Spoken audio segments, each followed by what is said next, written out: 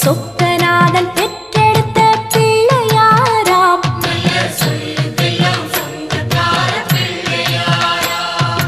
கைலாய மலைய விட்டு தெற்கே வந்தாராம்.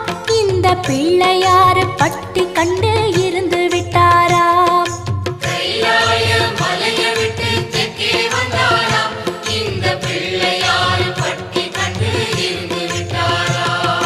கணபதியார் வந்தாரம்மா, நம்ம உறவாக நின்னாரம்மா. கணபதியார் வந்தாரம்மா, நம்ம உறவாக நின்னாரம்மா. சொக்க